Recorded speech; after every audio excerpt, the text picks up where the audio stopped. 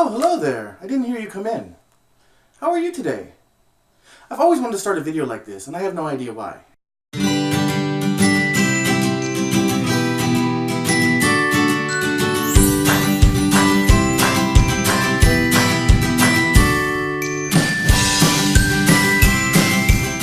Hello everyone, my name is Jeremy. If you're new to my channel, thank you for watching.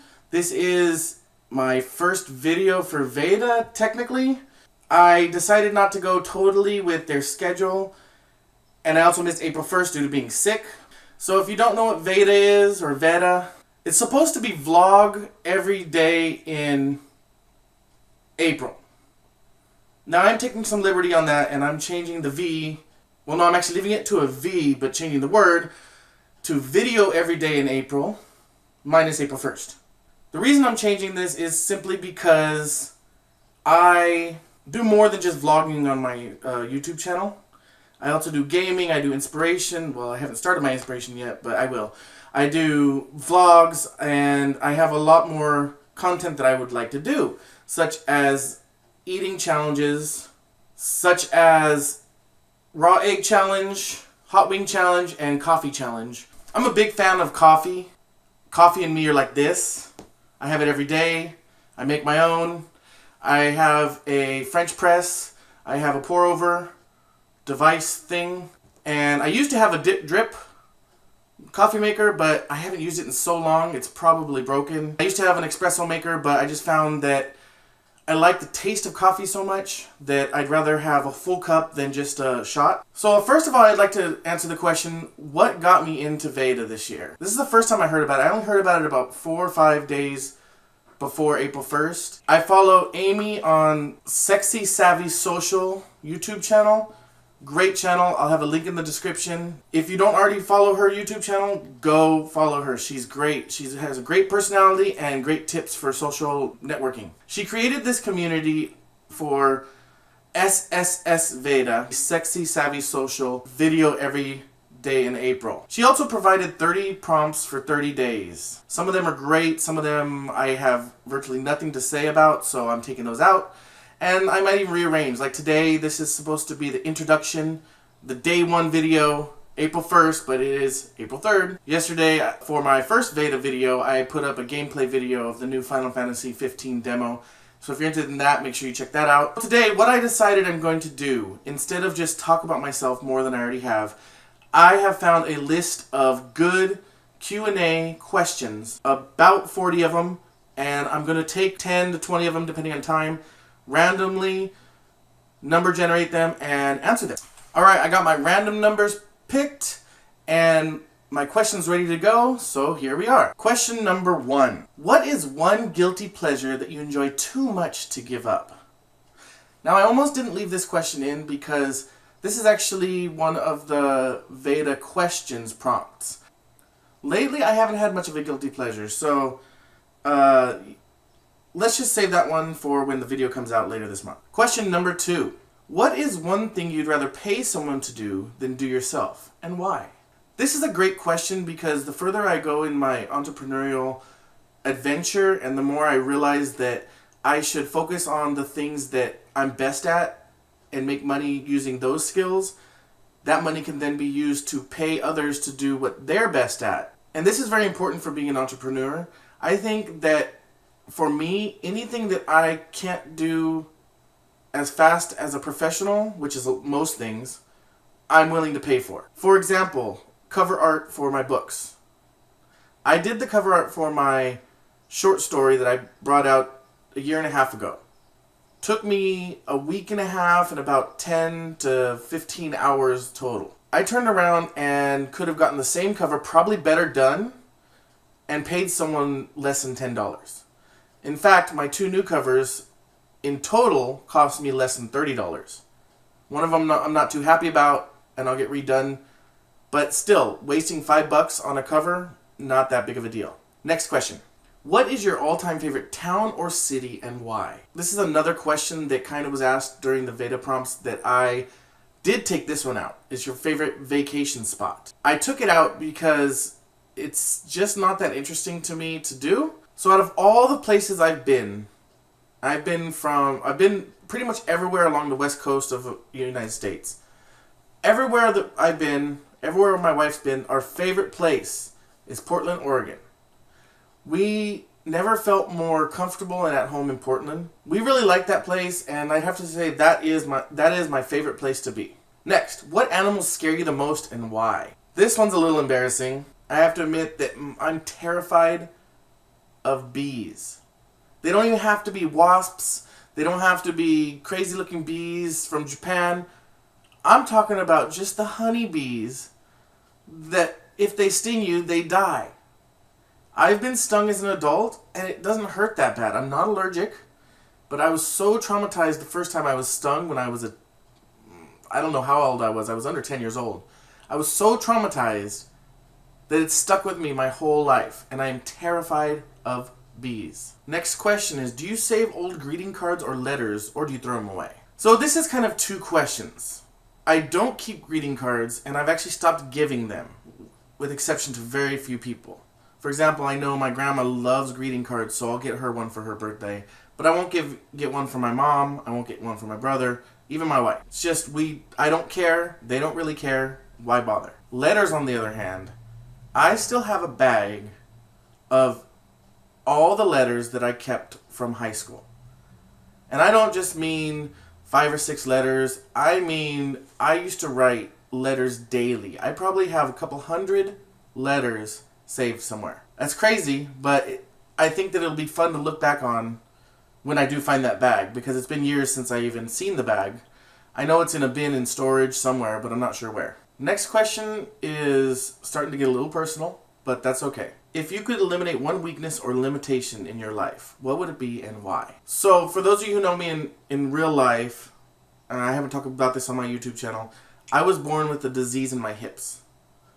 It's something that has held me back physically my whole life. It's also something that I let get the better of me many times. I have excruciating pain sometimes, and I'm going to have surgery within the next 8 years, most likely, to get hip replacements. I'm too young to be happy about this because hip replacements last no more than 20 years. Meaning the chances of me having to have 2 hip surgeries on each hip in my lifetime, if I get them soon, is pretty high. If I could eliminate this in my life, I would. Besides the obvious, the reason is because I have let that hold me back on so many more things than just, going hiking or whatever.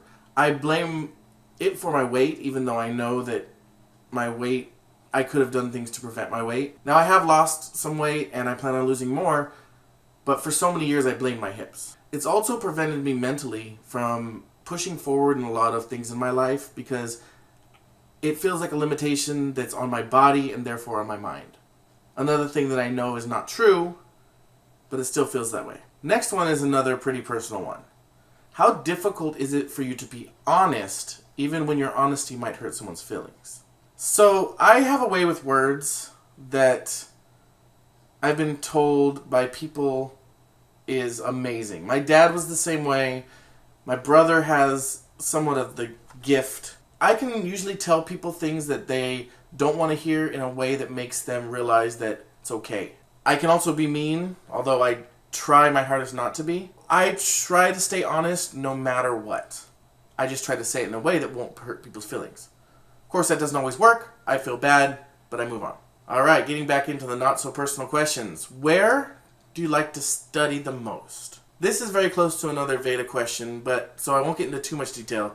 I tend to like to study or do my work or whatever in coffee shops, where it's a little noisy. Do you hold any convictions that you're willing to die for? My answer is hard to word. When I was growing up, one of my favorite books and one of the most impactful books was Catcher in the Rye. The reason behind that was because Holden Caulfield valued innocence over pretty much anything else, yet he was so far from innocent himself. He drank, he smoked, I believe he had sex, and these are all things that obviously take away from innocence. But when it came to others' innocence, he tried his hardest to protect. The symbolism of Catcher in the Rye is him trying to catch the innocents, the kids, from falling and losing their innocence. At least that's how I read it as a teenager. I did reread the book more recently, and I didn't get as much out of it. And it's really amazing how the book changed my life when I was 16 and really had no changing impact on me as an adult. I guess I could say that innocence is essentially something that I would die for in certain situations. To protect innocence. 2 more and then we're done. Do you have a whole lot of acquaintances or only a few close friends? I guess the answer is both.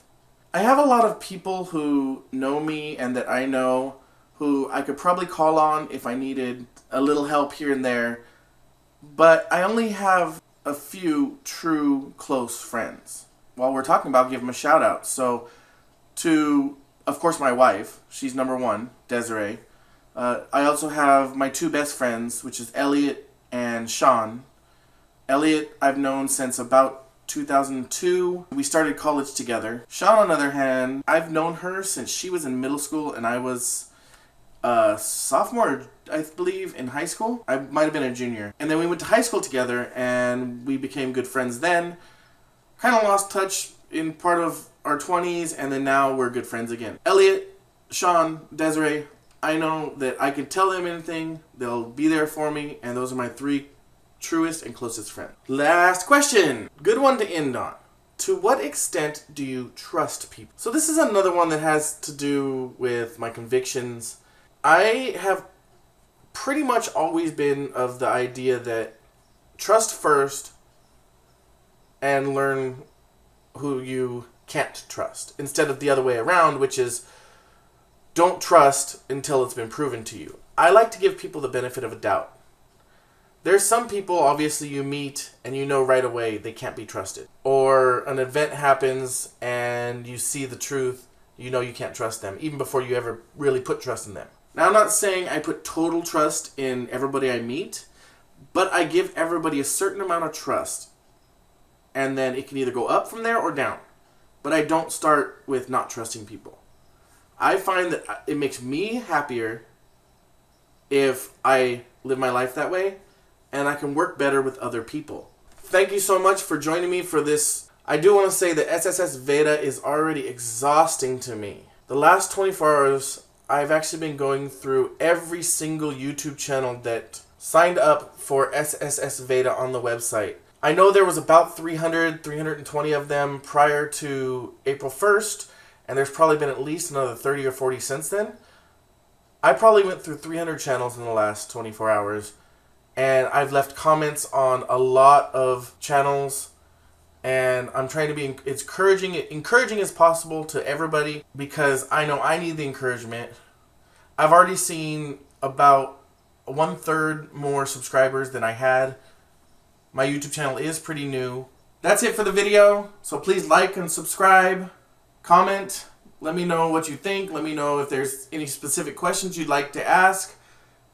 I love the feedback, I love talking to people, so anything at all. Also, make sure you check out my other videos. Like I said, the Final Fantasy 15 Platinum Demo video I just put up is pretty awesome. Go check that out. I also have my vlogs, and you can find those on the side here. And also, if you want to follow my Veda videos, I do have a playlist that I will link down in the description.